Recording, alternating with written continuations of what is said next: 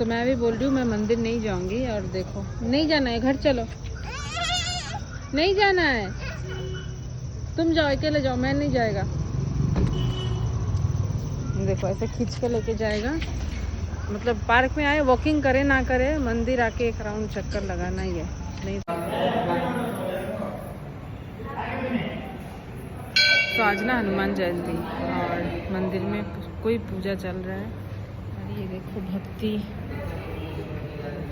Automatic हो रहा है, मैं बोला भी नहीं आज। तो बाकी सब लोग पूजा कर रहे हैं, उसको देखिए, उसको भी करना है।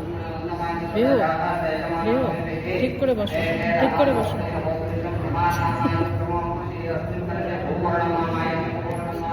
ये वीडियो मैं अपने सासू माँ को भेजूंगी आज, खुश हो जाएगी वो। नमो करो भैया, नमो करो, नमो करो।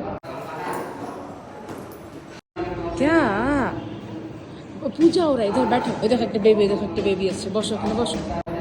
সুন্দর লাগা यार।